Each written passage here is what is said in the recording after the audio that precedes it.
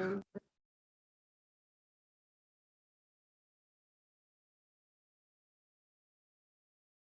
the council meeting, there's forms on the back table there if you want to fill one of those out and turn it into Melanie or Lena, sorry.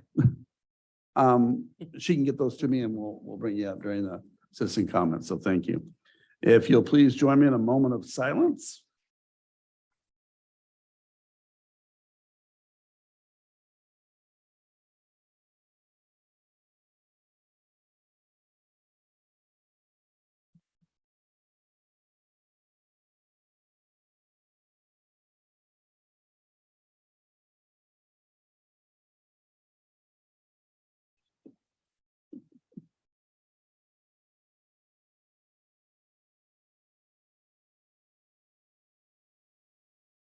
Okay. We will now open the city council meeting, and if please join me in the Pledge of Allegiance. Allegiance to the flag of the United States of America, to the republic for which it stands, one nation, under God, indivisible, with liberty and justice for all. Yay, can I get roll call?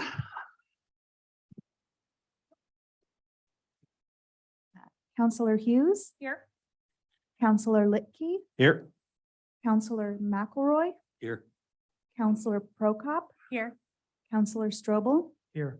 Councillor Tenbush. Here. Mayor Drinkwine. Here, thank you very much for that.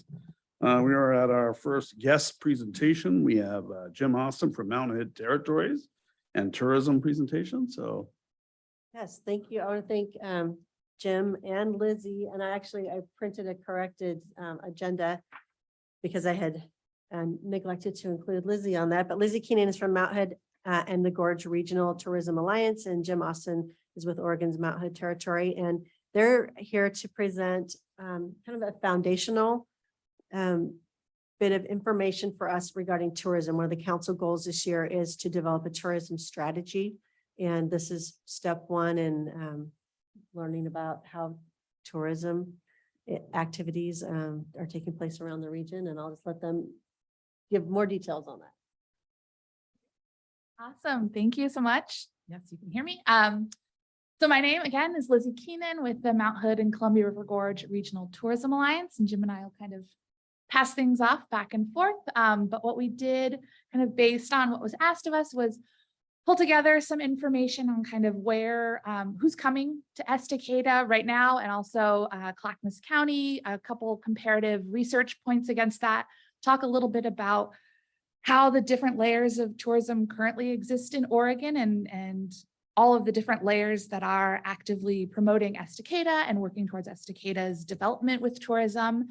And then give some examples of what we've done both at a regional level, a state level, a county level, and also with the chamber here with Visit Estacada and the work we've done to promote tourism and develop tourism in Estacada. So if you want to scroll down, this is just us, if you can't already tell. So again, I lead the region for Mount Hood and the Gorge, and I'll talk about it in a little bit, but essentially there's 7 designated regions in the state. But the breadth of what I do is kind of a little bit of everything. And Jim is then a part of Mount Hood Territory, which is Clackamas County Tourism.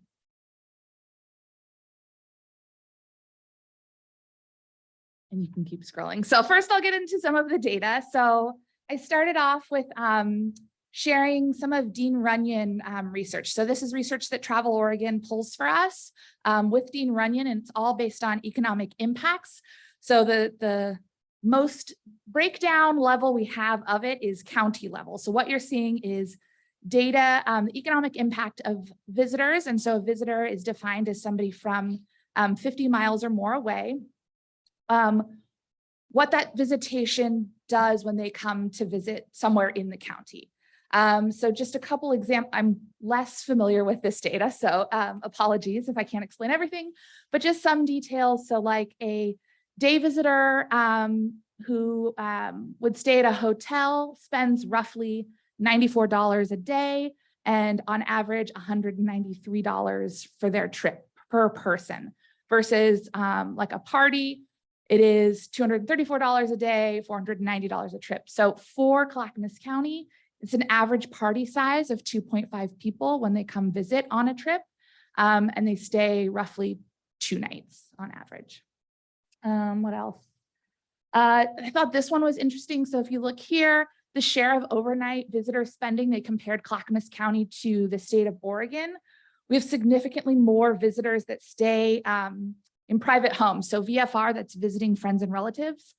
57% of visitors to Clackamas County are staying with their friends and relatives versus for the whole state, it's 28%. So there's a lot that's not necessarily staying in lodging, where maybe on the coast, you have more visitors who are staying in actual lodging properties, percentage-wise, than those staying with friends and relatives. If you want to go to the next one. Again, it's just a lot more data, and we'll make sure you guys have this presentation so you can look through it. And you also have historical data, so you can see where we've been. You can also see the impact that COVID had and how we've come back. So in a lot of cases, we're kind of close to 2016 in terms of recovery based on this is end of 2021. So in about a month, we will have the 2022 data. So one key indicator is tourism in Clackamas County accounts for about 6,000 jobs that are hospitality related. Tax revenue that tourism brings in, it's $23.9 million a year.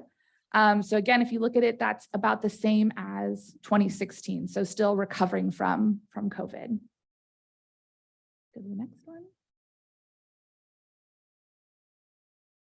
And this is more of just a breakdown, nothing particularly exciting, but you can see a breakdown of visitors spend by the type of accommodation that they stay in, and also the type of activities that they spend money in. So lodging, food services, transportation, retail.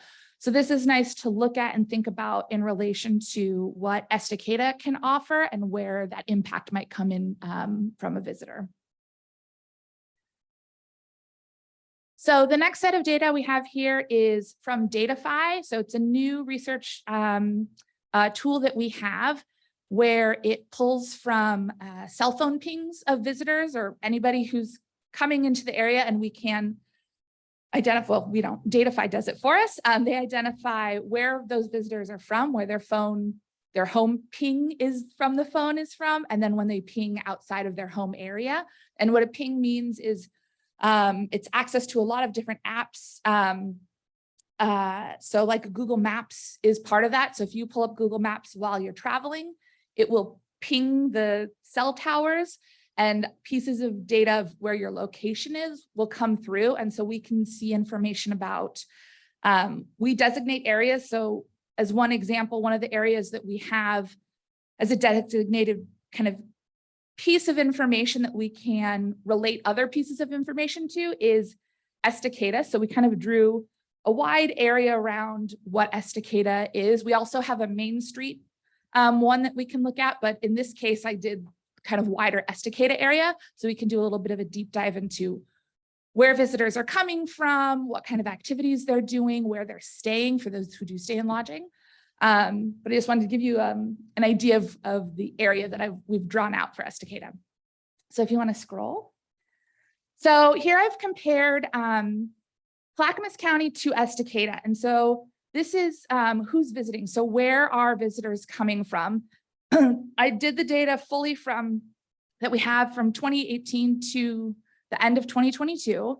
And this is I did everybody that is not a county resident. So as I mentioned before, and some of the other slides will focus on this, I focused mainly on the true visitor, which is from 50 miles or more away. But in this case, I thought it would be good to just see particularly that Portland metro area impact, because a lot of that is a lot of our day use visitors. So I was able to pull out Clackamas County residents from this so you can kind of see the non-county visitor. So as you can see, Clackamas County compared to Estacada, it's somewhat similar, but still quite more different. So Clackamas County as a whole is getting almost 67% of that Portland metro area visitor, whereas people who pinged somewhere in specifically Estacada of coming here, that only accounts for 57% of the Portland market. The couple things that I noticed that were unique is Bend is the 5th highest market for Estacada in terms of where people are coming from. But when you look at all of Clackamas County, it's 7th. Also, Boise showed up in the top 12 of Estacada, but it doesn't come up in the top 12 for Clackamas County. So mostly this information is valuable for any marketing that you would put into a plan for tourism here. You can kind of see who's coming, where they're coming from, and how to target them effectively. So in this case, Salem, rural Oregon, Seattle, Bend, those are all like behind the Portland metro area. Those are going to be your top markets. Next slide. So then a few more details on who is visiting. This is where I've started to break it down from the visitors of from 50 miles or more away. So we can also pull demographics, and we can get into significantly more details of the demographics of a day visitor or somebody who stays for 2 or 3 or more days. But just generally, you've got some information. So the top age range group is 45 to 64. Income level is 0 to 50,000, but it's really close to the 100K plus level. So it's kind of the low end and the high end are almost exactly similar for Estacada. Household size is half is 1 to 2 household size. Top education level is high school, and ethnicity would be white, but with Hispanic as 9.5%. So for those who come and stay overnight, what I did is you can do a correlation with this data. So you can say for anybody who pinged in the data, having come to that Estacada area, I then correlated that with all of the lodging properties in the county. What that doesn't include is we didn't have addresses for every Airbnb. So what we have is mainly our hotels, RV parks, camping sites, and also I think we have some short-term rental properties, but we don't have, it's really only those who pay the tax that we have, but we don't have the Airbnbs. So when I correlated that, you'll see that the top line is not 100%. So what you're looking at, like the highest peak is about 20%, and it's purple, so that's Milo McIver. There is a chance some of these Milo McIver people were just visiting the park and it pinged because, as we know, there's day use visitors there and it's not just overnight camping. But to give you a good idea, anybody who is staying in lodging that has come to Estacada at some point of their trip, it's all lodging properties that are, the top lodging properties are ones that are relatively close. So it's any camping around this area, as well as the Best Western in Sandy and the Mount Hood Tiny Village.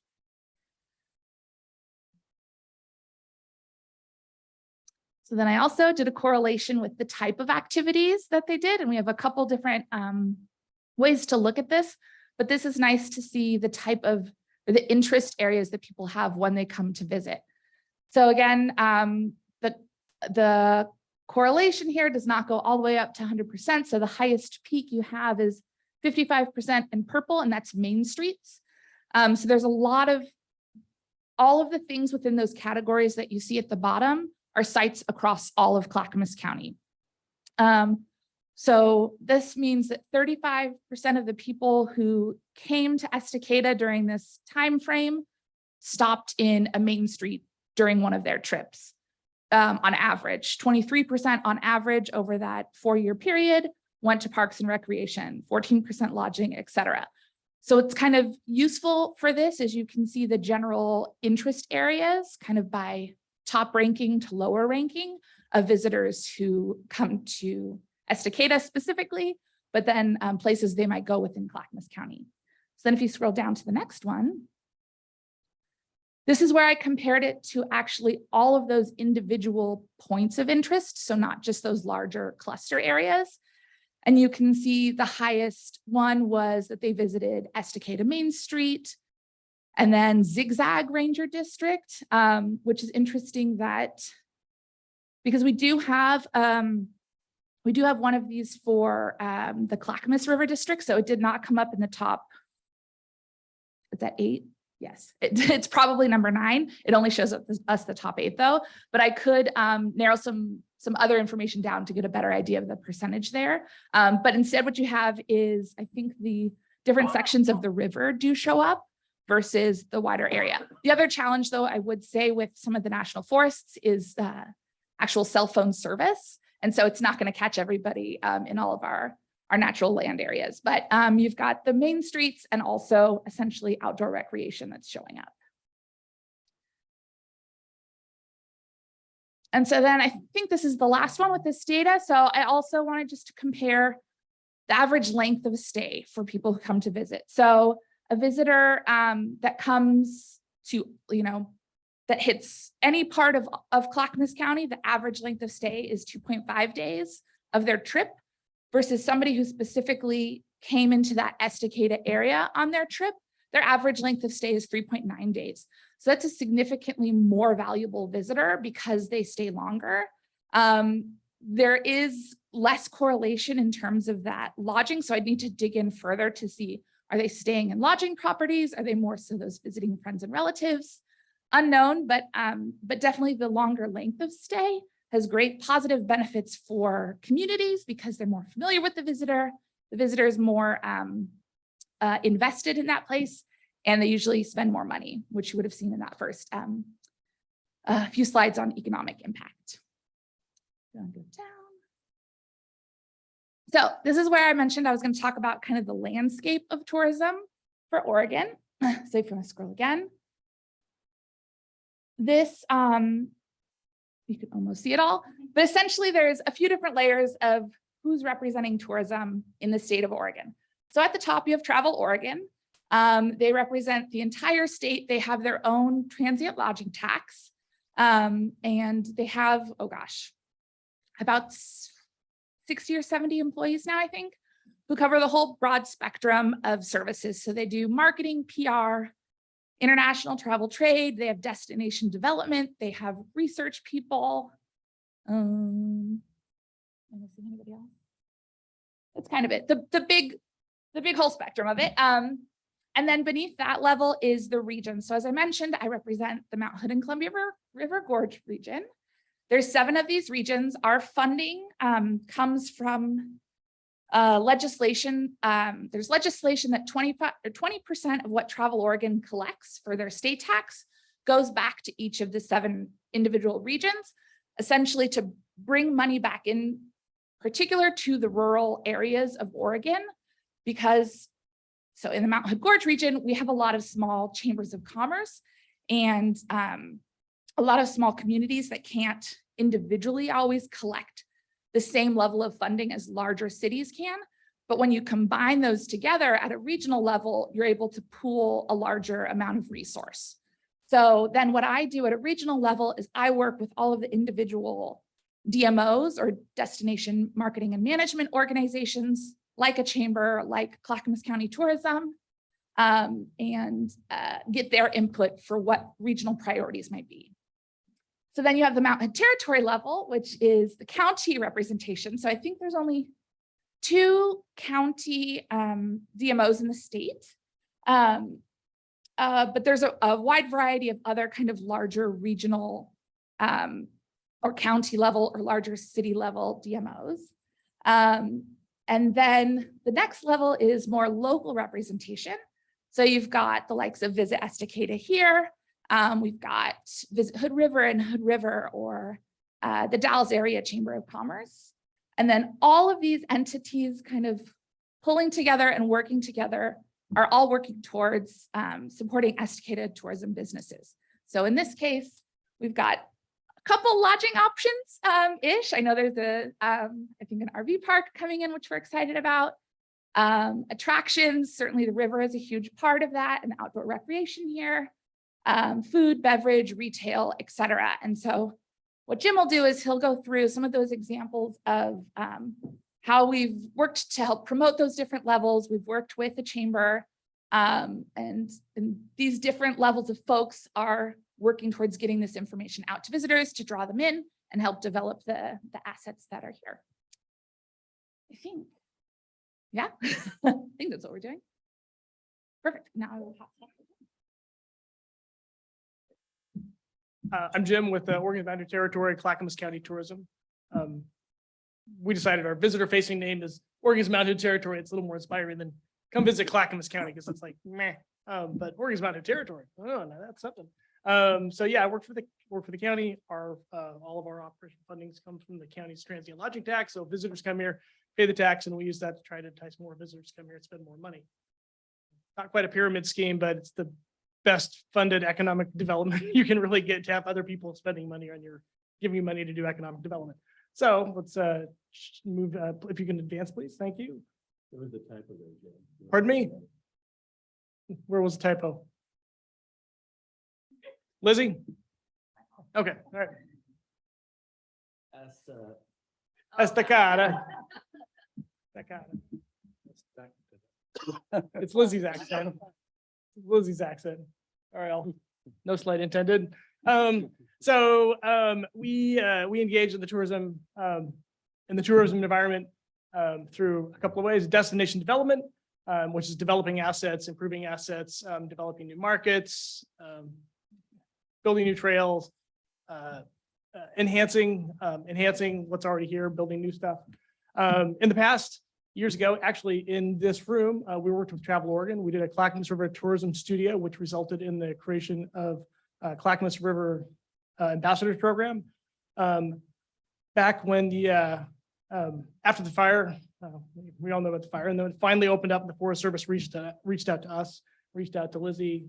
We reached out to the chamber, and we led a public engagement session for the Riverside Fire on behalf of the Forest Service. Forest Service isn't always that. Our job as a tourism organization is we reach people, we send messages out, and we connect with people. The Forest Service, not so much. So they said, hey, can you use your channels to bring more people in to have a conversation about what will happen when the corridor opens up? We've funded trail work. No, Lizzie did that. That was you. Through the region, provided some funding to Trail Keepers of Oregon, and a National Forest Foundation, to the Clackamas River, Clackamas Ranger District to do some trail work. Clackamas County Tourism, actually in partnership with the region as well, and working with Christine at the chamber, we developed when we knew that the corridor and the highway was going to open up. It had been closed for a while. People needed information. What's open? There was more not open than what was open. And when it first opened up, it was just going to be an out and back. And there was a couple of places where you could pull over and turn around. But so we created, I should have had a URL there, but a Clackamas County River webpage. And then we worked with the chamber on, I'm sure you've seen this out by Temper Park, this kiosk. We worked with the chamber to do this visitor information kiosk, and there's also that map that's there for the Clackamas River, what's opened. So yeah, we partnered with and we work with the chamber, ask them for content, they provide us insights and help us create the content for that. Let's see what's on the next slide. Maybe more typos. Oh, there's the Clackamas River page, so you can see down there. We broke it down. We started out with the upper Clackamas because and then we had sections. So if you go to that webpage, there'll be a section on the upper Clackamas, a section on the lower Clackamas, which is all the way down to the Willamette River. But then we always have the Visit Estacada link because we're always trying to get people to our website, but then drive people back out to where they can get information locally. So we're just kind of using the tools at our disposal and the audiences that we have at our disposal to help local partners and work with partnership with them. And actually that kiosk, when we did the Clackamas River webpage and the kiosk readying for the reopening of Highway 24 and the corridor, we actually thought, well, that was really good. We worked with Forest Service, we worked with the chamber, we worked with the region, created this this webpage, and we submitted it to DMA West, which is a destination organization association for destination organizations like ourselves, turned it in, and we got a 2022 Best Idea Award for it for partnership collaboration. So that was great. Yeah, see what's on the next one. So destination development. We also do marketing. So our marketing department worked with the chamber for content and ideas for a Meet the Neighbors video featured here in Estacada. The region supported the Estacada Field Guide, which is available here locally. And the region also worked with local partners to create a taste-bound regional cookbook. Do we have any of those left? We should have brought some. Oh, we should have brought some. So what they are is they're restaurants in the area sharing the recipes. So it's a way to sort of, and there's pictures in there, inspirational pictures. So it's a way to, you can get people to connect with food at a place. You got something there. It's a good selling point. What is on the next page of marketing here? Oh, marketing, our PR department, always reaching out to our local partner here in Estacada, it's the chamber. We have different partners in different communities, but this is paid media, paid marketing, secured some spots on KATU, highlighting Estacada Shop Small season last winter, and some other. We can get you copies of these, but these are just some examples of some marketing where we use our marketing dollars and coordinate the messaging with a local partner to create content in magazines. Let's see what's on the next page. Earned media. Earned media is where we're using our relationships, not my relationships, but the people who are on the marketing side of Clackamas County Tourism, their relationship to like pitch ideas and get media out here to cover things. So they got a KGW and a KPTV focus on folks over here at Clackamas River Growlers. And they also secured a feature in Columbia River Gorge guide. But it looks like a magazine. So yep, that was just through relationships, selling stories, getting someone to write content, checking what's appropriate content and what should be highlighted here locally. And then another part of marketing is, let's go to the next slide. Owned media. So we have Facebook, Instagram, our web channels, our blogs, all the stuff that we own. It doesn't cost us anything, but all we need to do is come up with inspiring local content to put in those things when we send them out. So it's just effort. So again, we partnered with our coordinated with the chamber here to come up with content for content in the Travel Oregon Visitors Guide, the Mount Hood and Columbia River Gorge region. We have every year we put out a travel planner as well. And then actually in our travel planner, we have a designated section for each one of our communities. That's just like, work with somebody in a community and say, here, this is your section of our travel planner to fill up with content. And the travel planner is primarily people read it. It's an inspirational piece to try to get people to book travel and think about planning trips. What do we got? I think that is it. Yeah. So it's several different layers and then destination development and marketing and PR all coming together, building bridges, not burning, building bridges. There's a few questions for you. Yeah. So I guess my question would be to staff first. Speaking of destination development, since we have a future project coming up really soon, have we applied for funding through either of these sources for, if not, is that a possibility for our For the Lakeshore Water Access? Yeah. Yeah. I actually have a piece of paper in my pocket that I was meaning to mention. Yes, in the past we have, so as I said, all of our funding, Clackamas County Tourism funding is generated from transient lodging tax. Well, when COVID hit, everything just went. We shut down, staff went scattered to the wind. We had some grant programs, they shut down. We are just in the process of reopening our first strategic investment program, essentially a grant program. It's going to launch here very, very soon. So I will send out notice to that.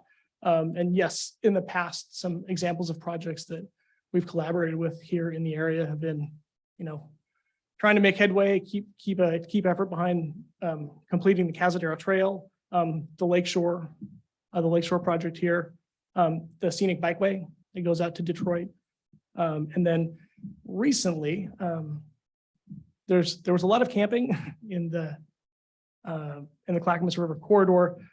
Not so much now. Recently, it's ahead of the curve. So when the program materials come out for this grant program, strategic investment program, there's timelines for when applications can be considered, but we're like, sometimes things don't always come in. So we had a time is of the essence clause. So it's like, if something comes in that would be a great strategic investment that would really move a bubble on something, we'll consider it out of the cycle. And I'm glad we did, because the National Forest Foundation came to us. They're sort of the friends of organization for the National Forest. And they said, we've identified some funds that are left over towards the end of the fiscal year for the Mount Hood National Forest that are just going to get rolled over. That could help us bring some campsites and a signature trail back online, but we need like $147,000. We're like, wow. Well, we also have another project coming up. It's a wastewater treatment plant that's going to be a perfect destination. You know, we only need $20+ million for that project. Yeah, so there's a local government, there's all money has sort of different colors. It's what so maybe, if there's a way to turn that into like a water park now, you might have something there, but unless there's a tourism nexus. But In all seriousness, Yeah. though, I think our lakeshore, our river access that we're trying to put together, that we are putting together, I think would be a good fit if we can get in there. So I just wanted agree. to And make sure that was out there. I agree. And when we launch the program, I will definitely share that with Melanie and in the city. I just wanted to, so I was going to add a few more grant resources that are coming up or are generally always available. So there's also Travel Oregon runs grant programs. Their next cycle, which maybe is too soon, but maybe not, should be opening up sometime. Well, we're supposed to get the guidelines sometime in May, so it'll probably open up in June. That one's going to be a medium grant cycle from $20,000 to $150,000 asks. And they usually run a small and a medium grant cycle each year, or one year and then one the next year. So they're post-COVID, they're just getting back into that regular cycle again. So there is that option. I also wanted to mention, as a region, for the Mount Hood Gorge region, we have a grant writer on contract to support any tourism grant projects or interests out there. So should any additional resource be of interest, we pay for her to help our partners get money. Our big strategy is other people's money because we don't have a lot as a region. So should that be of value, she can help identify grants. She can help write them. The goal is to build that experience in our partners, but she can help edit them and build grant plans. So know that is also available. Thank you for that. Heidi. So Yeah. I had a question about the Datafy that's all good. information. That's all. So I was wondering if you brought anything down to like a monthly level. So we have Milo, we have a disc golf tournament in May, June. Do you ever bring that down to a monthly level to look at what brings people here? Yes, I can. So it's probably too much for tonight, but if you have any specific requests, I can bring it down to a weekend or day event level. So they have a whole event dashboard, and we do have Milo McIver as kind of a designated site. So we can get event specific information, seasonal information. So I just did the full breadth of the data we have, but we can kind of look at a lot of different things. What's nice is you can also compare seasons. We can look at weekday versus weekend visitation. So there's probably more than you could imagine is available. So it's always just worth asking if there's anything of interest, and I can kind of figure out what it is that I can share and be helpful. Sure. Just a rough estimate, what is the cost of the marketing that's been presented? So KATU and all that, what do you guys have kind of like a rough estimate as to how much that marketing's been? Yeah, so it depends. So the earned media is nothing, or sometimes hosting somebody to come. And so that's just a human resource of that outreach. When you pay for media, it really depends on the outlet and the opportunity. And often, So like a print ad in a publication kind of ranges on the type of publication. It's probably anywhere from $250 to, gosh, I think I've done about a $5,000 for like a full page ad. It's probably more expensive in much bigger publications. And then there's cool media programs with like Oregon Media Group, that it's maybe, what have I done? $2,000, and they write a story. There's some paid advertising behind it. And then it's put up on their channel. So I would say anywhere from $250 to kind of 5,000 will get you good written content in places, potentially a video, and paid advertising behind that. But then if you just did your own, if it was just social media advertising, I mean, you can start at $5. Yeah. Thank you. And with that said, I'll jump in. If you go to our website, undeterritory.com, up on the top right, and I can share this later, we have a partner section. So mostly we're visitor facing. We're trying to inspire visitation and provide information for people to navigate around here. And like, oh, if you like doing this in this area and you're going to be going here, if you like agritourism partners, if you like petting fluffy animals and farm animals, you're probably going to be interested in one of our farm loops. So you can go around and do a lot of that, or meet the farmer or do something like that.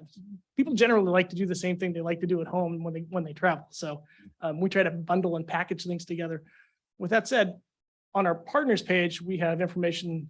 We have a co-op grants program. So we'll offer for print and digital, sometimes 50% or subsidized rates for ad buys. So we're basically subsidizing half of that ad buy cost. So check out and actually Christina takes advantage of this, so she's aware of that.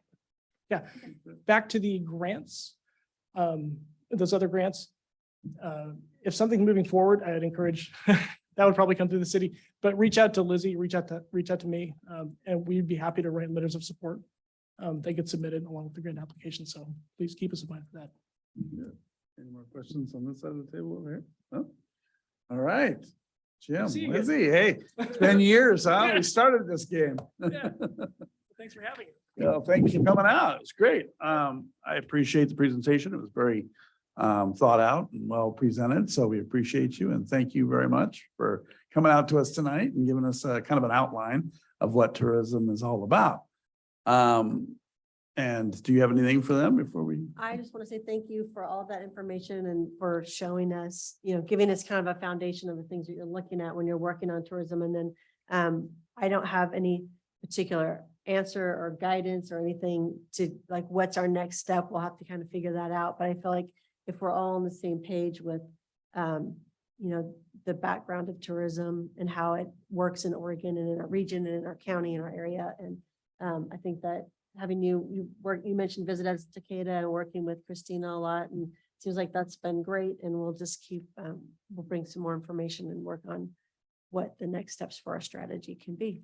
All right. Well, great. And thank you for coming tonight and hope you get into one of the restaurants and have some dinner and do all I those was a little exciting shaky things. when I first showed up, so I ran down and grabbed a corn dog. And Oh, there you go. The easy At a bit. gas That station. works. That works. All right. Thank you. Guys. Okay, we are now at citizen community group comments. And I have one in front of me. That would be Brent Dodrell. And he's going to speak on tourism.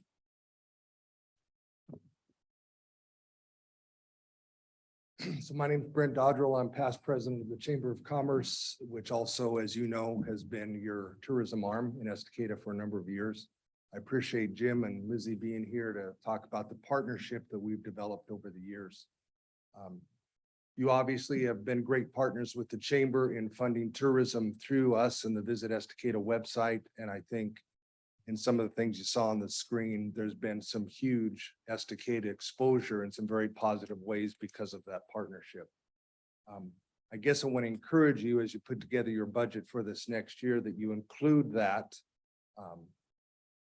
If I remember right, it's $25,000 is what the funding was this last year. To lower that, I think would be damaging to the progress we've made already. I think we've made huge strides by having Christina Richards champion tourism for Estacada. She's made all the connections, and you heard the presenters just say it's about networking and relationship and sharing stories, and you have to have somebody out there doing that consistently. So I think we've done a great job doing that, and I give kudos to Christina Richards for being out there and making that happen. So I'm encouraging you in this next budget to keep that funding the same. $25,000 for tourism for Estacada, I would just say is actually very, very small. If we want to see tourism increase, if we want to see the benefit of all these dollars spent in Clackamas County in Estacada for all of our food carts, for the gas stations, for the restaurants, we just need to keep investing in it. So I hope we can keep that partnership going. We're on the verge of something huge as a Chamber of Commerce. We're applying for some grants to see a visitor center on Broadway, right in the middle of the town, partnering with the U.S. Forest Service to see the Forest Service have a presence in Estacada again. I'm hoping we can have that up and running by September. So all that to say, I don't think now is a good time to change direction for tourism. We've made some good traction. There's that old saying, don't change horses in midstream. To lose the momentum now with what we're doing, I think would just be really devastating to the progress we've made. So I encourage that. And if I can help in any way in that process, I'd be glad to. Thank you very much. Thank you, Brent. All right, I have no more forms in front of me, so we will just proceed. I have the consent agenda. You've all had a chance to read it over. Do I have a motion on the floor? I move to approve the consent agenda. Second. You have a first and second. All those in favor say aye. Aye. All those opposed? Motion passes. Thank you. Okay, we're at department and committee reports. Do any of you have reports to give? Okay, I'll start off with Paul. Just met with the library this past week. They continue to grow, growing very much with the amount of library cards, the amount of visitors that they're getting as well too. They're at the point where they are expanding their hours, getting it back to what it had been before. And then they've been putting on a lot of programs, something that they do. They've gotten a great response on the programs as well. They had one that pretty much sold out, a paranormal exhibit that they got a lot of people coming for that. And then they've got one coming up that they think is going to be really interesting too. One worth keeping an eye out for. If you've ever wondered about the history of your house or some of the houses around here, we've got a long, Estacada has been around for quite a while. We've got some older homes here. I believe it's the Oak Lodge history detectives are coming to town to talk about how to do research on those things. So they've got some cool things coming up. Cool. Thank you for that. Charity. Yeah, so Parks and Rec met and it was Brent's final meeting with the Parks and Rec. So Parks and Rec, sad to see him go.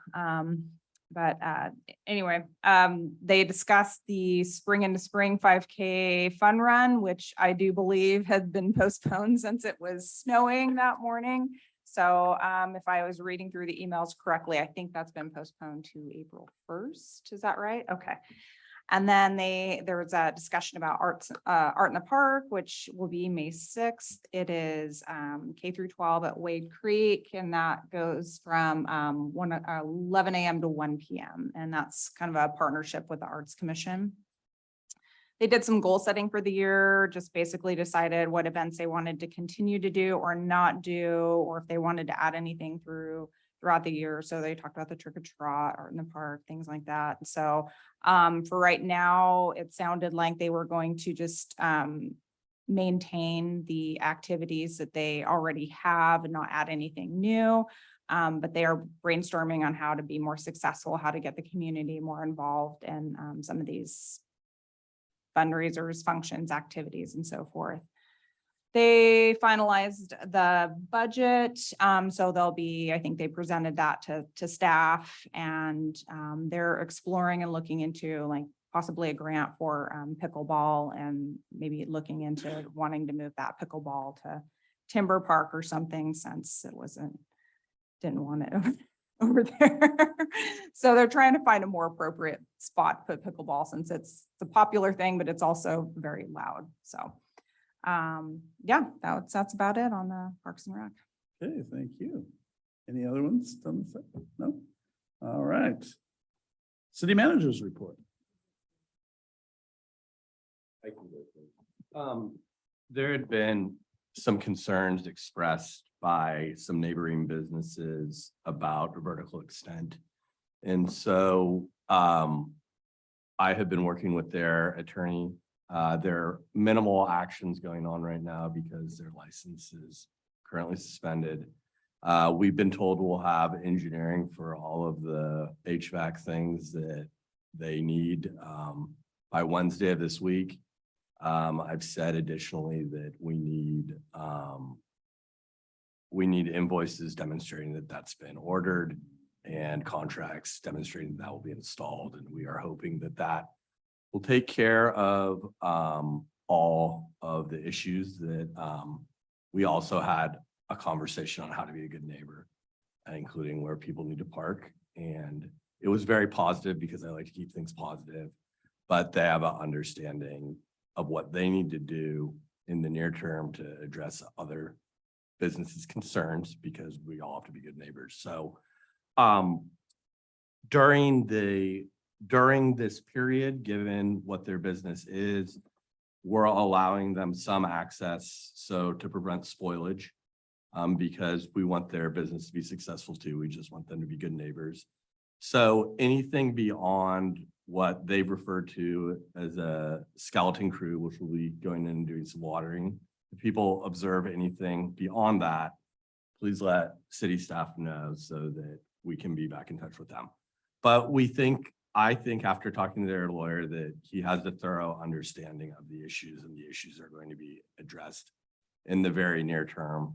And then Taylor and I have been working with other staff in order to ensure that when things happen going forward, when we have conditions, we're going to be able to verify that those have been met.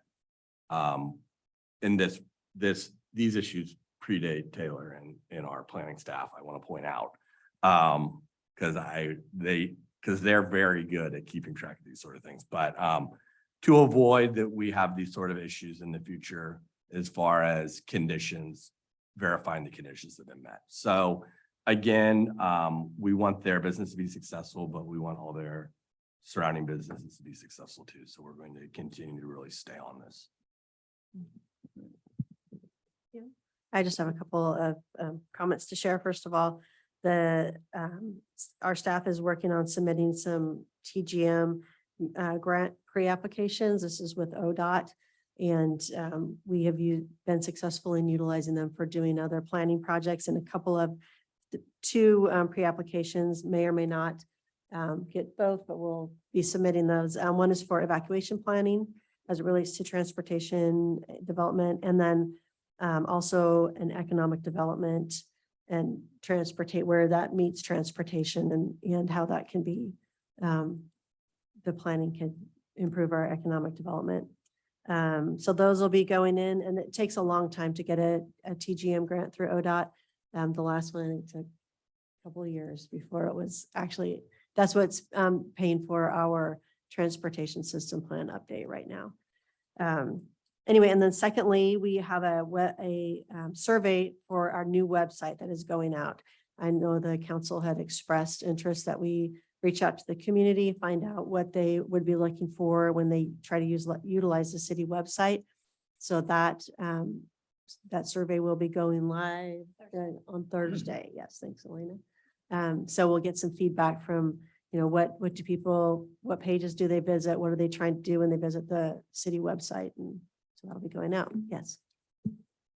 I had a quick question about the form for people to do comments on there. Yes. Do we have a way to validate that if they're pulling comments out that are going to go in our packet, that they're from the local area and not sending it in from somewhere else? I guess it is the honor system. They're required to put their name and address. They can't be an anonymous comment. And so that's Not much about- more we can do. yeah. All right, that's all that I have this evening. All right, thank you. All right, we're moving on to council business. The first thing I have on there is the farmer's market, a request to use the facility across from the fire department. All right, just really briefly, this is a special event application. It's usually reviewed and approved or denied through a staff process, but because the farmer's market is requesting to use the city parking lot for the extended season, wanted to get feedback from the council on that. They ran the farmer's market in the parking lot in front of the fire department last summer successfully. Although it was a rough start with the amount of cold and rain that they had to kick it off with. But that didn't stop the cinnamon rolls from being, they might not have had a lot of vegetables right offhand, but they had some cinnamon rolls. And a lot of other great handmade stuff as well. So we didn't get any negative feedback or concerns, comments or complaints, that from the city. It all appeared very like the community enjoyed having it there, easy access. And so, but I just wanted to get feedback from the Okay, council. Jerry, you have some. Some things that I've heard from, people at the farmer's market is, access to more power points, more electricity, access. So I don't know if there's a way we could, get more outlets over there or what we can do, but, that's one thing that they've requested is, power, because they'd like to have, on a sunny Saturday, they might want to have live music out there, and it's really hard to, really hard to do that without power and stuff like that. So, access to electricity would be one thing that I've heard them request. And we might want to consider contacting the 4th of July. They had spider boxes that they use all up and down the Timberline Park, so that people could use for their shops and stuff, and they'd probably be willing to let us use them for that, considering they're not doing the 4th of July. So might be somebody we want to talk to. Before Councilor Lickey speaks, I almost forgot, Tara Nash is on. She's available on Zoom if you had questions for her. I don't want to put her on the spot but she is available. And Tara, if you wanted to say something, feel free to raise your hand, but Councilor Lickey. So one thing with the power, we do have a powered sign out there, so maybe it might be something we can have a box or something put in there we can plug into and run down the way. So that's one option there. Do we have lights for the parking lot? That might be another option too. Just put a box on them as well. I don't know if we have lights on. There are lights in the parking lot. So yeah, I might better just pop boxes into them. But the question I had was, and I spoke to you during our Friday call, was I know that last year was the first year we kind of opened up the upper part of the river here, and it's been opened up more. So we're expecting to get more traffic. And I know you had mentioned you weren't sure if we're going to get people coming up and wanting to park to kind of go up the river more now that it's open. Did you get a chance to speak to her regarding if that was becoming an issue that they might be able to move or something? Because we want to make sure that's a public parking lot first before it's. I didn't get a chance to speak to Tara yet about that. And you're right, last year it didn't seem to be a problem as far as competing for parking spots or anything. As the river, up the river gets open more, there might be people that want to park there on a Saturday. And I think there was some, it wasn't that it was completely full, but I have not addressed that with her on, how it is going forward, but. Yeah, and I don't think it'll be an issue. I mean, I just want to make sure that we're at least, if we're signing a full contract with her, that's something in there that if it is an issue for people that want to Right. park there, that we consider that a parking lot first, and that gets weighed out over top of everything else. Thank you. So. Okay, thank you, Paul. And it just might be worth tracking this year to weigh that out against next year if they choose to move forward next year. It'd be also good to get input from Get and Go and the CAS as well too, to see if maybe overflow is spilled over there. Okay, right. Thank you. Charity.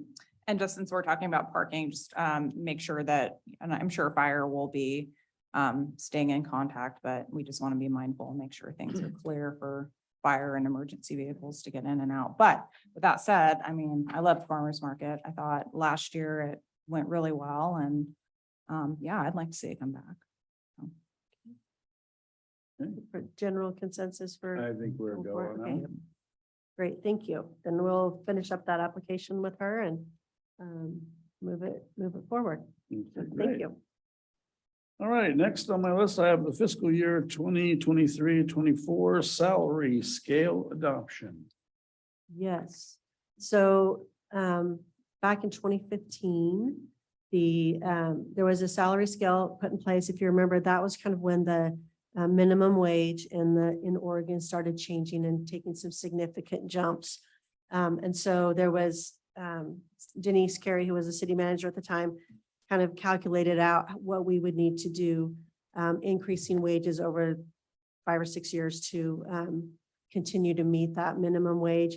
Previously, we were usually at the lowest paid position was about 120% of minimum wage. We were able to do that because minimum wage was around $9 and we were able to offer $11 an hour to like part-time folks or the maybe not just simpler jobs that were available. And so as that kept leaping up, she strategized out a plan where each year there would be an increase in the salary scale so that we could keep up with that. And that has expired. And so it is up to us to now, I believe it's best to go, rather than going year to year where it's subjective or we're wondering or trying to figure it out every year, to set it in place a scale that would be good to employees, but also limit the liability of the city. We're seeing some really strange inflation right now. And so my recommendation that was in your packet is to establish a COLA that would be based on the CPI.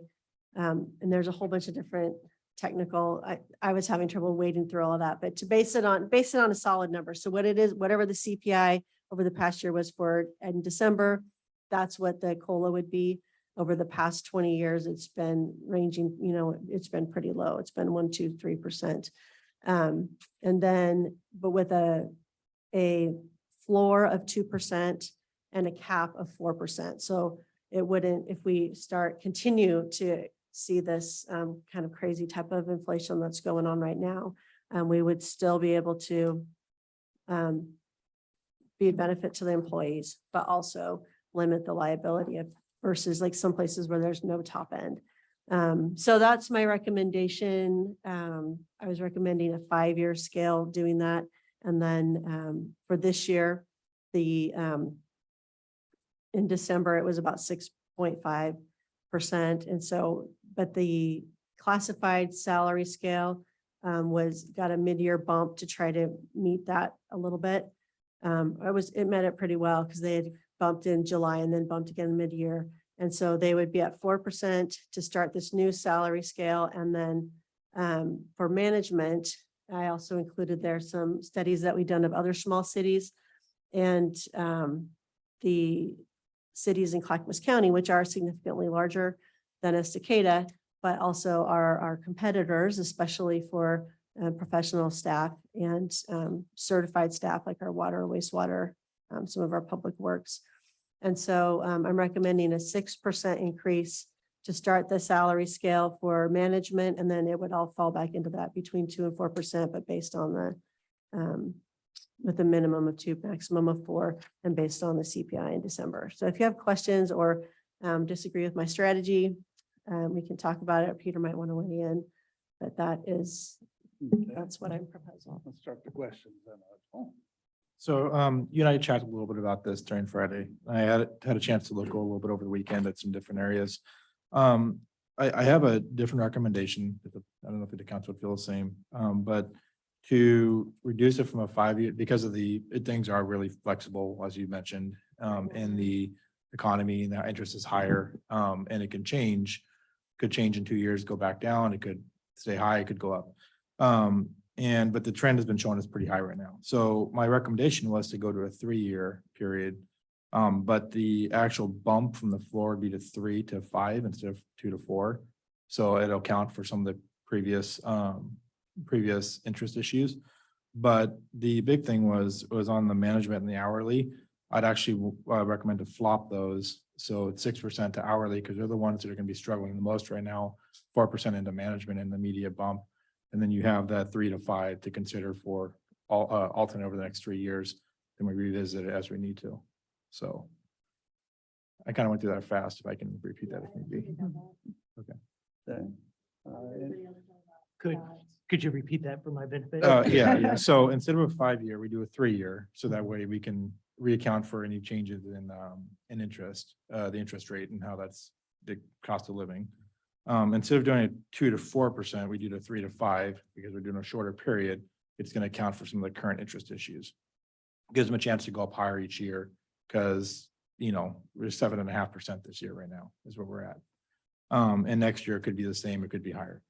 But the big thing was too on the management hourly to flop that because the hourly is the ones that are going to be struggling the most in this current market right now. Give them a 6% boost. And then give the management a 4% boost. And if need be, that can be worked out, you know, with raises over the next few years. See if we had to get management to a different scale, but I think the ones who need the most boost right now is hourly, so. Okay. Any other questions to this? I'm not seeing anybody. Paul. I guess, you know, I think it's good recommendations. I'd like to hear from staff as well on that too. I think the biggest gap, though, if I remember from the notes, was with that management level. That we are behind, so far behind what other cities are paying. And that's part of this is to make sure that we can attract and retain the good folks that we have here already in Estacada, and we want to be a competitive group. So I don't want to do any sort of disservice to the management level there with the less. I agree with you, the hourly probably the ones struggling to meet it, but we do want to make sure we're competitive with other cities as well too. And I think. Charity, you have- Oh, I was just, I agree. I like the 3-year idea just because of how greatly things are increasing with interest rates. And I would hate to like fix in on one and then we kind of run into an issue where you guys actually need more money. So I like that idea. But I really do. I know, just kind of piggybacking off of what Counselor Strobel said, we are in really tough competition with other cities with our management. I would love to increase the hourly too. So I think I'd love to look at a compromise if we could increase our hourly staff as well as keeping that 6% for management. I don't know if that's feasible or what that would look like, but I would hate to lose any staff. And I know that we are the smallest town in Clackamas County, and I'd hate to lose our people because, yeah. I'm gonna speak on what you speak. I'm in favor of the 3-year, but at the same time, I think we should look at the hourly the same as we look at the management, only because, like he said, they're suffering. They're hands-on, they're on the ground. And I think it's unfair for us to put them at 4%. I know I've talked to those boys a lot of times when I've been out there. I see what they do. So I like the idea, but I think it should be even across the board. And 3 to 5, you know, what he mentioned, the 3-year. I think that being in there would help us, you know, with the economy jumping around like it's going to, we know it's going to. So that's my preference. And Joe, go ahead. And I can get on board with my main focus was just the hourly. And I wasn't sure if we had to flop that to make it work, but my main focus is on that hourly. If we can make it work for both from 6 across the board, I'm totally on board with that. And then the floor, raising it from 3 to 5, because I mean, the commercial sides they're doing anywhere from 3.5% to 7% on non-governmental. And so try to keep up with that a little bit. I mean, if your max is 4% and your interest rate is 8% that year or 7.5%, you're already behind the ball by a little bit. So we can balance it out. And if it's a 3-year period, if we find out that the interest rates are dropping dramatically, we can lower that floor back down to 2 to 4% if we need to. Yeah, because inflation is just, it's been very strange. And so I'm hearing make it 3 years. And then I think what you're proposing is to start both of the scales at a 6% bump. So we start out a little higher, and then I would recommend actually maybe doing the like the floor ceiling, like still at 2% and then 5% and that. And if I appreciate the consideration if we're just running this for 3 years, so we see what happens and where it goes in there, because over the past 20 years, it's been down around 2% or less on some years. And so I would think maybe keeping that 2% floor would be it'd be a better liability for the city. And I don't know, do you want to weigh in on that at all, Peter? I think we need to talk to Sadie and we need to look at the budget overall, because Mhm. unfortunately, our property taxes constitutionally for our existing homes, buildings, and everything are capped at 3% a year. And so now we're in, and we places have managed to get away with it because inflation's been so low. But now we're in a position where inflation is well above 3%. So we're gonna need to take a look at the budget and try and forecast out. The trends that I'm seeing, I looked at the same data I think that you guys got, is that we're quite low as compared to the competing jurisdictions. The other trend that I'm seeing is that basically that would impact us and our staff is that basically every jurisdiction on 99 East is growing at a tremendous rate as compared to traditionally. So traditionally, we would see the growth in the metro area.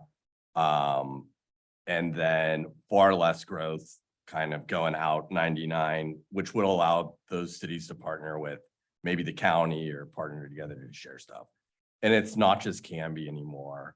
And it's not just Woodburn, and both are having explosive growth. It's places like Hubbard. They're adding, I think, something like 1,000 units. And for a city that size, I mean, that's just tremendous growth. And so as they're looking at what they need staff wise, they have more than enough work for a full-time planner. So that's the other reason we're retirements. And then there are a lot of people competing for personnel that have never previously had it. And I'm concerned because the jurisdictions that are seeing far less growth on a percentage basis, they're not letting staff go. So like Lake Oswego has the same number of planners, even though their growth is a fraction of what ours is or what Hubbard's is. So I don't know how it's going to sort itself out. But yeah, I think we're going to have to pay very close attention because I am worried about staff getting poached. We could look at this as a maximum of 6% to start the scale. And then as Sadie and I get delving into the, we're close, we've got the bulk, you got the outline of the budget coming together, and then we're working on the details of that. And then if that turns out to be too much, we could reduce it. But because I don't have a straight answer, like concrete answer for that tonight, but. We've got direction. That's good. Go ahead, Mike. Can we deal with some of those specific situations with particular employees with step increases? Without going to brushing such a broad stroke across it, would that help with It balancing the helps, numbers it out? Or helps not? immediately. Then the problem is then you get to the end of that range quicker, and then there's really no place to go. At that point, you're just but that is one way we could do some of those that are seeing the biggest gap. So. Wow, now that we've talked around about everything. Yeah, I think we got an idea though, from what I'm Okay. hearing here. It sounds like we were all in agreement. Mike, are you? Yeah, no, yeah, definitely 3 years and the increases if the budget will allow for it. Yeah. For both the employees or the management as well as the hourly. Exactly. Management and hourly, Yeah. 3 years, and then 2 to 5%. Yeah. Okay. Yeah. Or whatever, if the CPIU West falls in that would be the amount. Yeah. But it would be no lower than that or no higher. Okay, all right. And 2 that to gives 5. you enough direction to go. Yep. forward. And if that's, we need a motion to approve that, let's have a motion to approve the salary scale as revised with making it 3 years with the scale of a minimum of 2%, maximum of 5%, based on the CPIU West in December. And then starting the new salary scales with 6% from where they are right now. I Is think let's I'm really worried about, a little bit worried about the budget. So I think it makes Okay. sense for us to look at that first, but I thank you for your appreciation of your staff. And we're gonna try and make it work with the budget and we'll just see where we're at. And if that all works, it works and we have clear direction, we can bring it back for a vote. There we go. If it doesn't work, then at that point, maybe it's 5.2, maybe it's, we don't know, but Sure. you guys at least can make an informed choice. All right, Okay. good. I think that's good. Sounds good. Bring it back to us at a later date. Yeah, I just got one question. So my question is, and I'm good at bringing it back to us on that one. And that was gonna be a question I had, but you're talking about to see if we can make it work and things. My question is, I know that we've come a positive on our budget for the last several years, even through COVID. And we got a lot more people coming in. So I highly doubt we're gonna have a problem with that. But my thing is if the staff is such a big important thing, then what do we need to cut to make it so we keep those people, or what do we need to adjust? And that's my question too, is then take that into consideration. So, I mean, it's kind of coming off both ways, and that's something I'd like to definitely consider there. Right, and that's what, if the answer is it doesn't work with the budget, then at that point we can look at that. Understanding that like there's some fees that have to be used for whatever, like our gas tax is constitutionally limited as to how we can use it, our same thing with our urban renewal funds. So, but if we are short, or if it looks like we're going to be short coming in, then we could pull part of the area out of urban renewal and return that back to the tax rolls. Not ideal and not something I'm suggesting today, but there are some tools that we could use in order to figure out what our options are. But I think that, Sadie had jury duty today. Never fun. But I think once we have the numbers, we can bring you back a better picture. Just to confirm that with you, right? I Okay. have faith that the ending will be successful. So Yeah. Thank Okay, you. perfect. Thank you, everybody. All right, so I'll put that to sleep right now and you'll come back to us with the answer to that. The next thing I have is transient lodging tax discussion. All right. Do you want me to do? Yeah, I think I'll let Peter go. All right. Since he's here.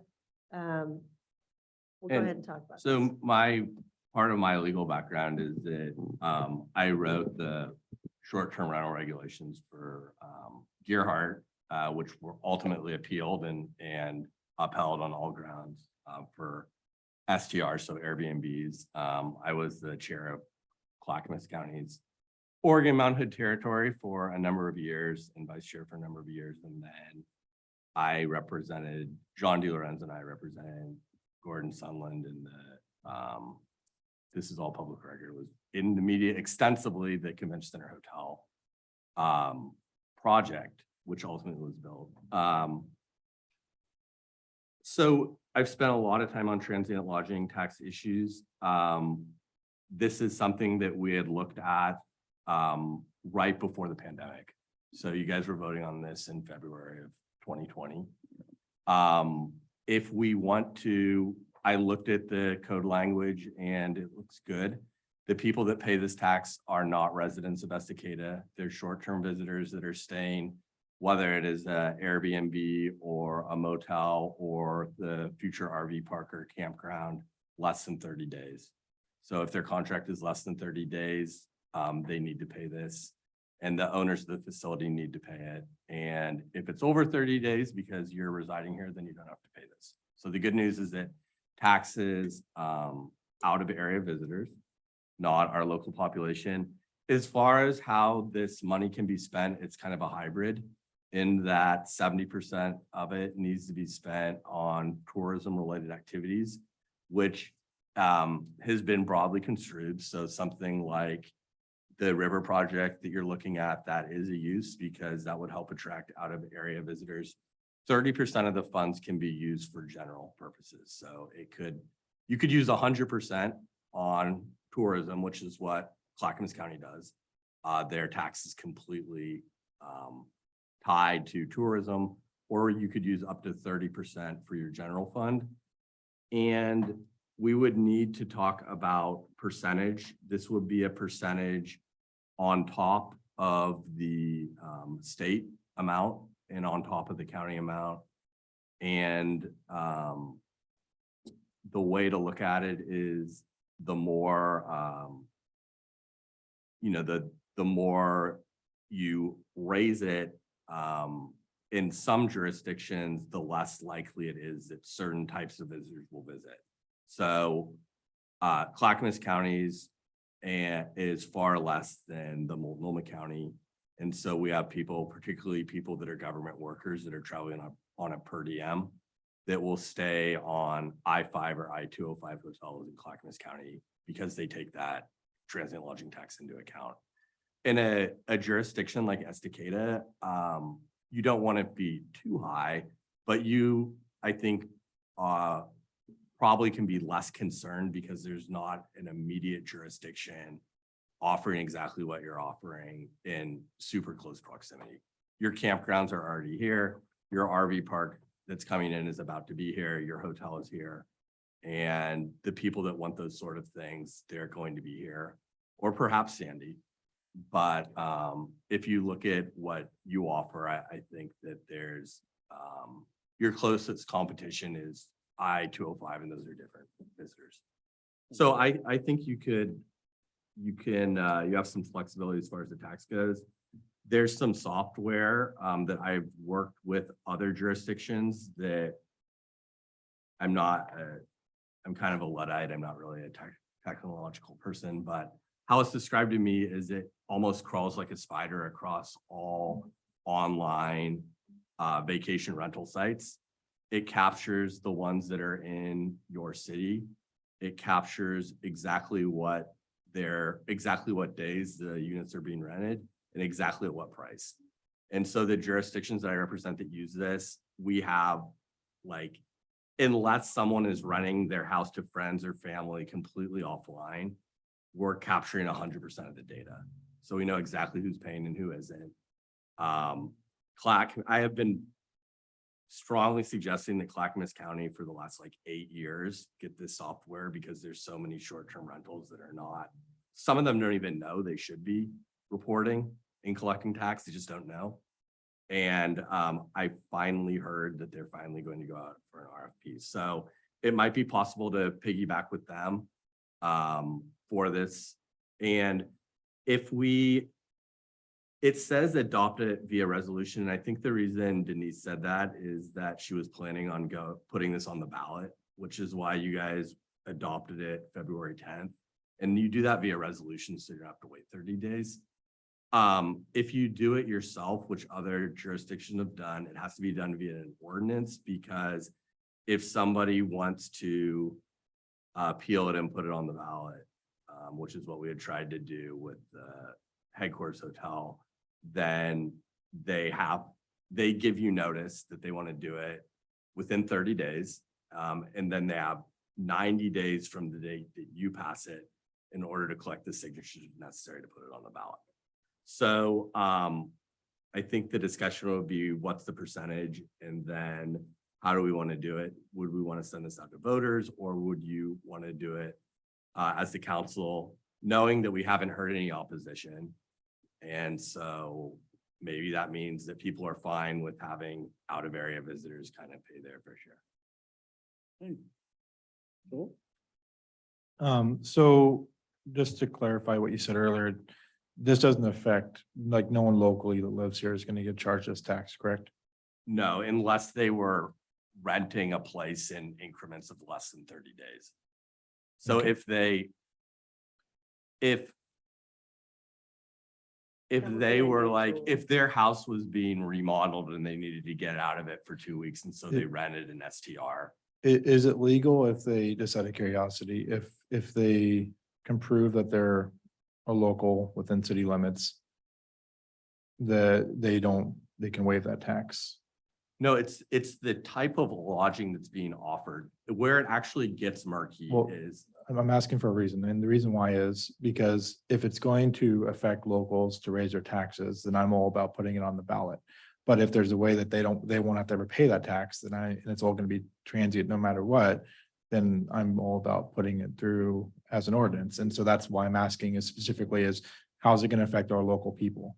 If they were to stay at like the Red Fox, they would have to pay the tax. And there's no way to give them a waiver on that legally. The folks that stay there, stay there long-term though, Mhm. like if they're like an extended stay, and there's the other, the apartments on Main, they're technically a motel, but they are extended stay. So if you're over 30 days, you don't pay that transient lodging tax. Yeah, and I get that. I'm just thinking if it's gonna be at some point, it's gonna affect the local people of Estacada. They're gonna have to pay that.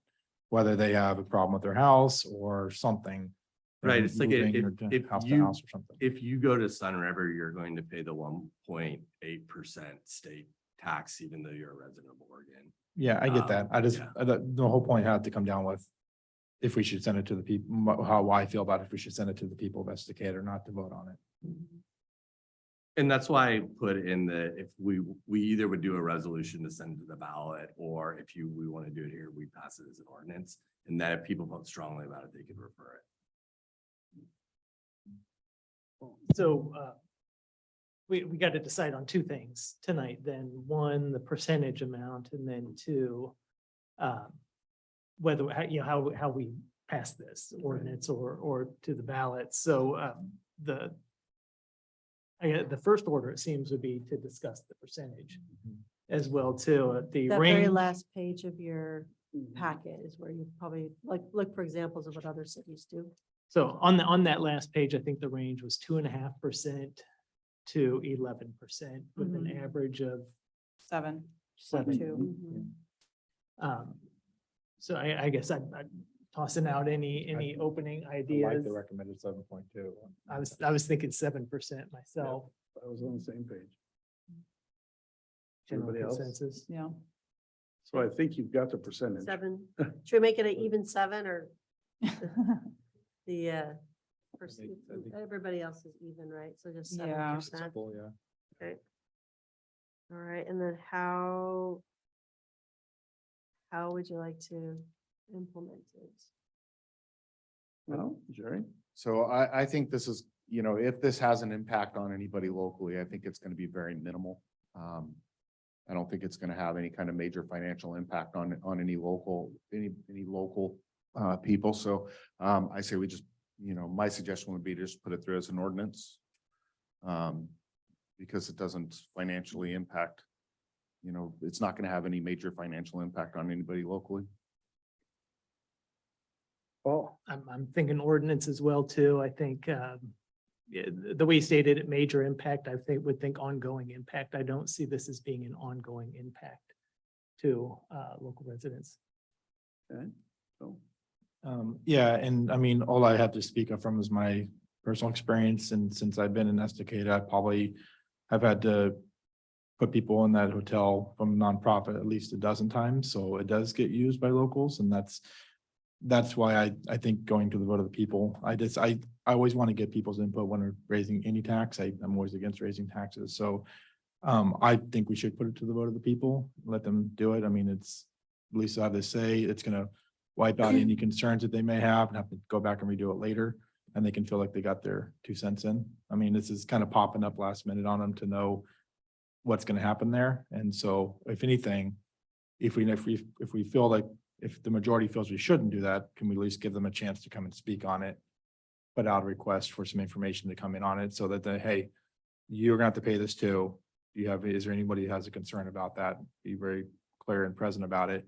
And if we get nothing, then let's go to ordinance. If not, then let's go to a vote, Do we have, just to jump in, do we have any idea of like locals that, camp at MacGyver or places like that that this would impact? Do we have a lot of local?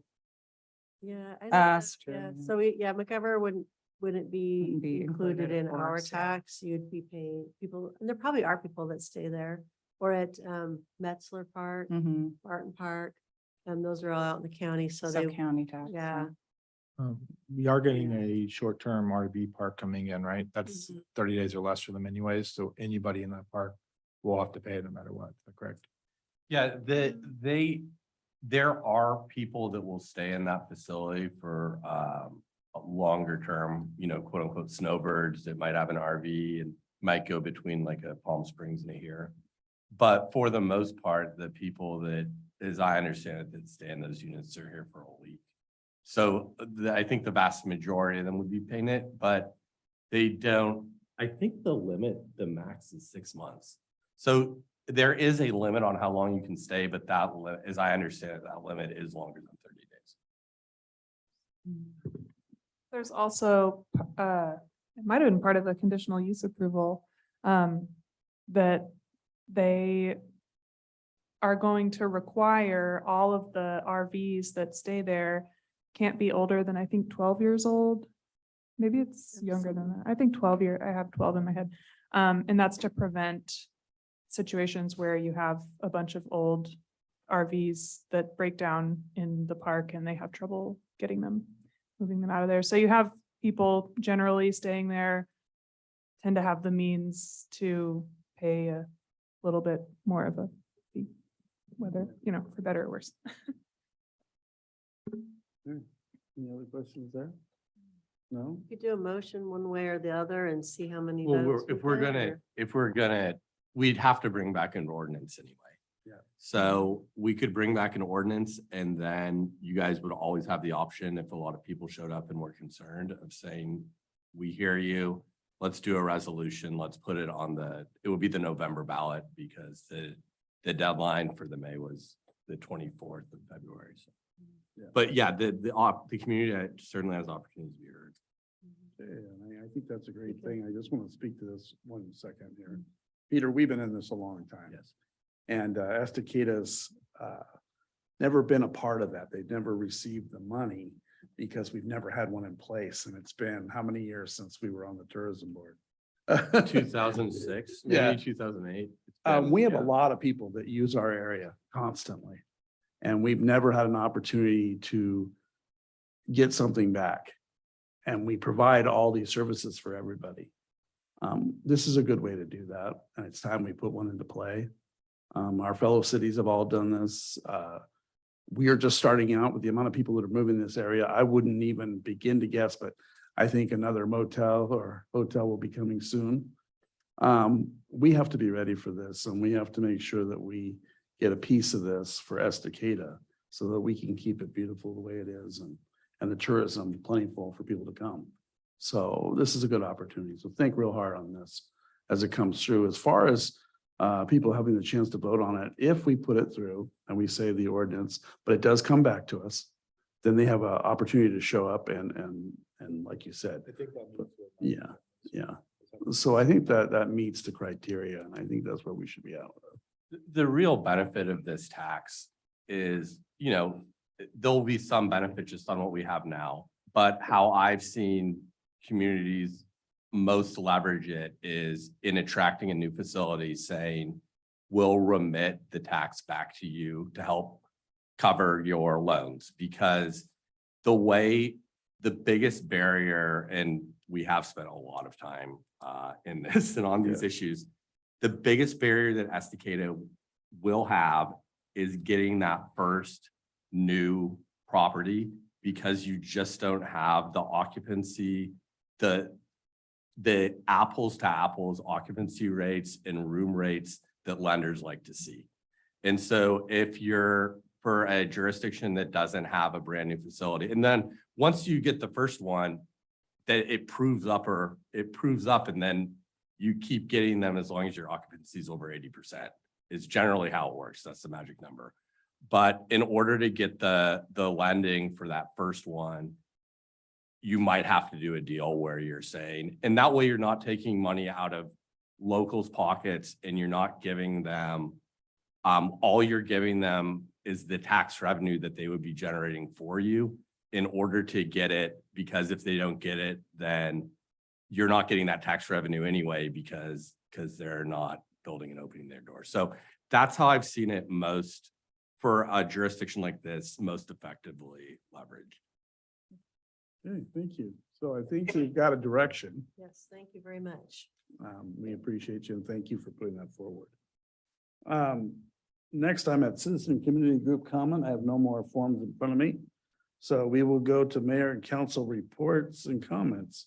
Joel, I'll start with you today. Okay, first of all, thanks everybody that did show up and come out here. I appreciate you guys taking the time to listen to us. I wanted to address some things that I've seen and had people talk to me over the last while. And I've seen some things online from everywhere from people complaining about how we do things as a council, individual counselors, and I've even seen some things calling us corrupt online and stuff. So I wanted to go and talk about my particular position and where I stand on things and how I get to my decisions and stuff, so people can understand that. I'm a believer in Jesus Christ. That's my faith. That's my foundation. That's where I'm at. So every decision that I make comes with a set of morals that is founded in that faith. Believe in the word of God. I believe the way it directs us. And so as a leader in this city, I think it's absolutely crucial that I use that faith to guide my morals. And so that's when I ask for accountability, or I'm constantly pushing that out, or transparency, or I'm fighting for salaries for people, or whatever it might be. It's not anything other than me standing on those morals to do the right thing, to impress that. That includes when people come to me and give me their guidance, what they want. I swore an oath to the city and to the Constitution to uphold that, but my moral code always goes above that too. And that's to make sure that I'm always doing the right thing, that I'm always standing on that faith. And so when I see things calling, and I'm sure many of us are in the same way, but when I see things calling us corrupt and stuff like that, it's a check on it's a check on that, because I know where I'm standing, what I'm doing. I'm doing the best I can to be standing on that faith and doing the right thing at all times. And I know it don't always come out good. I'm not always the best when I put things across, and sometimes it comes harsh to people, and I don't mean it that way. I'm just like direct, but I want people to know where I come from and why. You can see it in my daily life of what I do. And so if you ever have a question of why I'm making a decision, where I'm at and what I'm doing, know that I stand on my faith in Jesus Christ, and that's where it's founded from and goes forth from there. And so that's all I really wanted to say. And thanks everybody for coming tonight. All right. Paul. Just want to say thanks for the great discussion tonight with the council. Really appreciate the direction we're going on things here as well too, with the childcare earlier on. And then just being able to work through some of the issues that we have before us as well too. Just great discussion tonight, and appreciate the input from folks out there as well too. And to the staff for getting us ready. Just want to thank everybody that came out tonight, and thank the staff and any of the staff that's feeling unappreciated, to know that we do appreciate you guys and everything you're doing and all the hard work you're doing. And hopefully you're not looking for any opportunities anywhere else, like to keep all of you. So thank you very much. Sure. Yeah, staff, don't leave us. No, thank you so much for everything that you do. I know I say it as well as the rest of the council, that we very much appreciate all the hard work that you do for us, and phone calls and answering emails, et cetera. Thanks to the community members coming out tonight. And it was great to hear from Lizzie and Jim, learn a little bit more about tourism. And I think that's going to help give us a little bit more of a direction where we need to go, with the chamber and with tourism, and how we can kind of help grow and cultivate that in Estacada. And yeah, good discussion tonight, guys. And thanks again for coming. So I just want to preface this as saying this is a hot button issue, but I felt like I needed to address it. And I wrote it down so that I wouldn't forget anything. So forgive me if I go too fast. I'd like to bring the issue of homelessness in Clackamas County up for everybody to think about. Last week, the Clackamas County Board of Commissioners reversed their decision to approve a transitional housing location on Sunnyside Road. And I'd like to voice my disappointment with that. The research was done, and transitional housing is successful. In 2 engagement surveys that the county held, over 70% of respondents supported Project Turnkey, with the strong wraparound services and security measures that the county had proposed. As someone who has had family members who have experienced homelessness, I can tell you things happen beyond our control, no matter how hard we work against it. In some cases, mental health is a reason, or drug addiction, or domestic violence, or losing a job, or being evicted, or losing your home to a fire. So many people in Clackamas County and all over the country are one missed paycheck away from catastrophe that can lead to homelessness. So for every supposed drug addict we see on the streets, I would like you to put yourself in the place of those we don't see that are just trying to survive. In my job as a healthcare professional, I've encountered people that are homeless and you wouldn't even know it. They are your neighbors. There's a stigma here that we need to get past. There is no one root cause to homelessness, and so a multi-pronged solution is needed, which in my opinion includes transitional housing. According to Clackamas County's own data and fact sheets, and I can share that with all of you, Clackamas County remains at emergency levels of homelessness. We have a severe shortage of affordable housing. The majority of our homeless community does not do drugs, and reliable shelter is integral to health, security, and safety. I support housing first approaches to tackle this issue along with recovery focused ones. There is already a transitional housing program in the county, the successful Veterans Village located off of Highway 212 in Clackamas. Transitional housing programs are not walk-in or nightly shelters. This is an active program to help residents obtain self-sufficiency. There is a wait list, participation requirements to be there, including local ties, and progress must be demonstrated to continue. There are over 2,100 local people currently on Clackamas County's coordinated housing access wait list. Again, this is according to Clackamas County's own numbers. So I understand the concern for the cause of homelessness being mental health and drug addiction, but I would contend that this is not an either or situation. We can do both transitional housing and mental health and recovery services as our approach to tackling this. Commissioner West said that we are not going to solve homelessness with a 100-room motel for Project Turnkey. Of course not, but it very well may solve homelessness for those 100 people or possibly 100 families and beyond. That should be worth it. Veterans Village is a success with behavioral and physical health services, social service programs geared towards self-sufficiency and employment training and skill building. There is no reason why this practice cannot be expanded. We can do both. Thank you, everyone. Thank you. Jerry. Thank you, Heather. That was really good information. I appreciate that. As usual, thank you, staff. We couldn't do this without you guys. And it goes without saying that you guys are very appreciated, and I love the direction that our staff is going.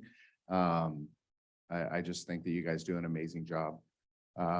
Thank you all for coming and the great discussion tonight. It was really good stuff. And of course, thank you all for coming.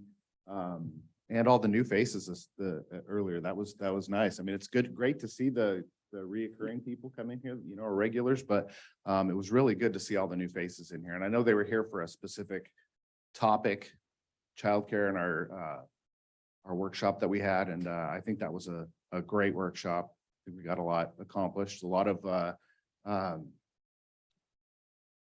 the opportunities, you know, that I heard during that, I really liked. And of course, the presentation today for tourism was amazing. They did a great job, and I think opened up a couple of opportunities for us to, you know, for the staff to use, especially that the use of the grant writer, just to put another set of eyes on a grant application. You know, I think that's a great idea. So again, thanks to everybody. Thank you guys for doing what you do. All right. Thank you, everybody. The problem with being at the end here, they take all the good ones. So I don't have anything else to say, except thank you to the citizens who showed up tonight. There were a lot of new faces. That was a good thing. I like to see more and more people in the chairs because it means they're paying attention. That means they're telling us what they want instead of expecting us to just do it. And I want them to always know they can come here and do that and give us their input.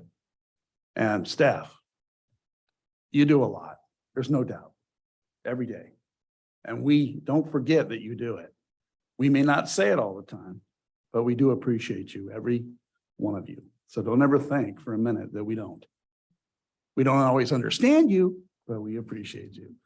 That said, I want to say thank you to everybody tonight, and this meeting is adjourned.